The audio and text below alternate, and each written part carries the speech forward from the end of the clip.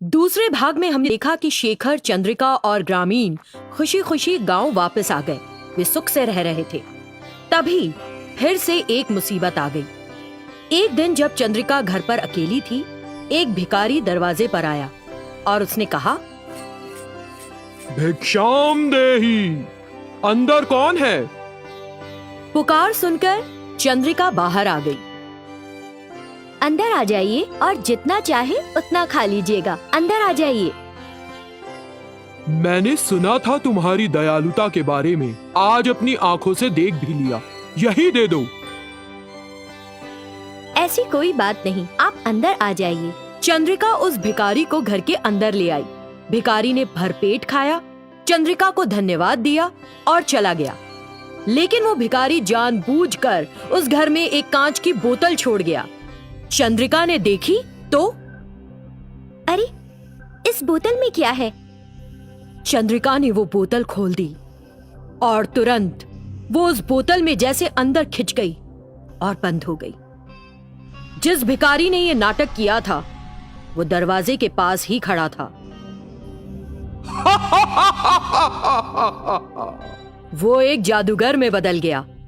तब चंद्रिका समझ गई कि वो भिखारी के भेष में एक जादूगर था। उस जादूगर ने उस कांच की बोतल को ले लिया जिसमें चंद्रिका बंद थी और वहां से गायब हो गया। जब शेखर घर लौटा तो उसे चंद्रिका नहीं मिली।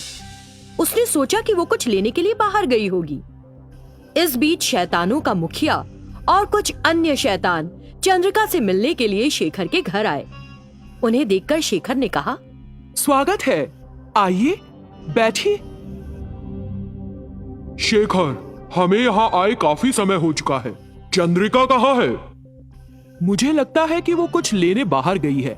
मैं अभी घर लौटा हूँ।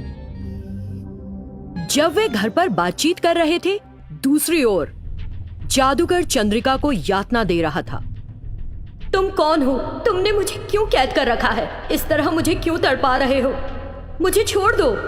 मेरे पति मेरा इंतजार कर रहे होंगे। मैंने तुम्हें छोड़ने के लिए कैद नहीं किया है।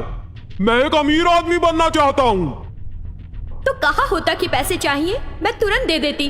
मुझे यहाँ क्यों ले आए? मैं जितने पैसे मांगता, क्या तुम उतने देती? नहीं देती। और दे भी देती तो पूरी जिंदगी के लिए वो पैसा काफी नहीं होता। पैसे का क्या है, हाथ आया खर्च हो जाता है। एक बार फिर तुम्हारे पास आना बहुत मुश्किल होता। बदमाश, इस तरह तुमको मुझसे कभी पैसे नहीं मिलेंगे। तुम्हारा लालच तुम्हें तुम्हारे अंत की ओर ले जा रहा है। मैं कभी वो नहीं करूंगी जो तुम मुझसे करवाना चाहते हो। अगर तुमने मेरी मदद नहीं की तो मैं तुम्हें कभी नहीं छोड़ूंगा। तुम्हारी मर्जी। जादूगर उसे वहीं छोड़कर वहां से चला गया। चंद्रिका उस जादूगर से बचने की कोशिश कर रही थी, लेकिन उसके लिए बहुत मुश्किल था। उसका पति और रिश्तेदार घर पर उसका इंतजार कर रहे थे। क्या वे चंद्रिका के ठिकाने का पता लगा सकेंगे?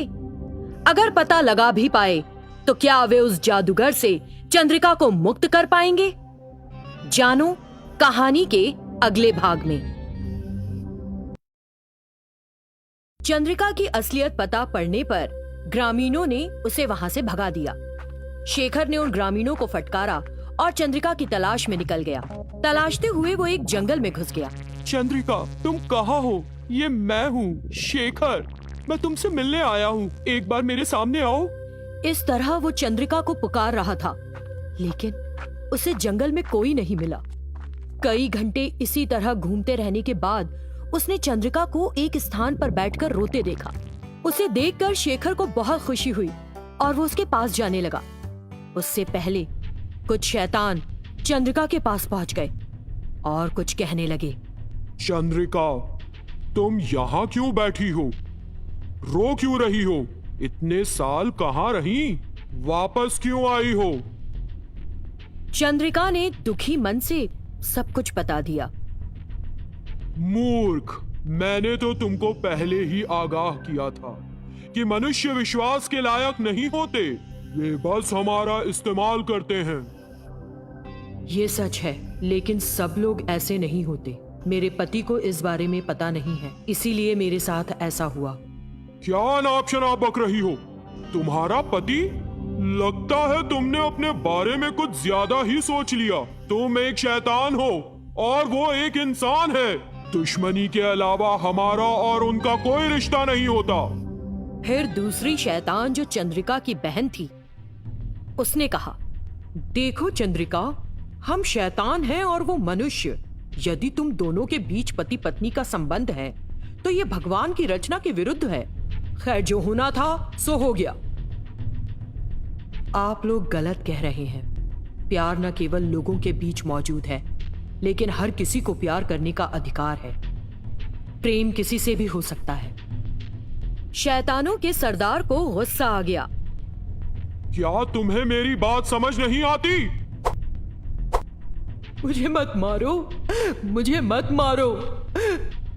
ये देखकर शेखर फौरन चंद्रिका और शैतानों के पास पहुंच गया। नहीं नहीं, उसे मत मारो। यदि दंड देना है तो मुझे दो। सब कुछ मेरी वजह से हुआ था। जानने के बाद भी मैं अमावस्या वाली बात भूल गया और उसे अकेला छोड़कर बाहर चला गया। सजा मुझे दो। सही कहा, सब कुछ तुम्हारी वजह से हुआ। अगर मैं तुम्हें मार दूंगा तो सारी परेशानी समाप्त। अगर मेरे पति के साथ कुछ किया तो मुझे नहीं पता कि मैं आपके साथ क्या करूंगी। ओह, तुम उसके लिए भी तैयार हो? तो दोनों सजा पाओगे। देखिए, कृपया हमें छोड़ दीजिए। हम दोनों कहीं और जाकर रह लेंगे। कैसे एक मनुष्य एक शैतान के लिए इतना अनुरोध कर रहा है? तुम्हारे चरित्र को देखकर मैं हैरान हूं। तुमने साबित कर दिया कि सभी मनुष्य स्वार्थी नहीं होते। तुम्हारा चंद्रिका के प्रति प्रेम शुद्ध है। तुम्हारे प्यार को बर्बाद करना ठीक नहीं होगा। तुम दोनों खुश रहो। इस बीच ग्रामीण भी शेखर और चंद्रिका की तलाश में जंगल में आ गए। चंद्रिका, कृपया हमें माफ कर दो। हमने तुमको गांव से भगाने के लिए जो कुछ भी किया उसके लिए हम सब बहुत शर्मिंदा हैं। शेखर, कृपया तुम भी माफ कर दो। ये देखकर उन सभी शैतानों और शैतानों के सरदार को पता चला कि लोग असल में अच्छे ही होते हैं, लेकिन कभी कभी स्थिति विपरीत होने पर गलतियां कर देते हैं। उसके बाद शेखर और चंद्रिका फिर से उस गांव में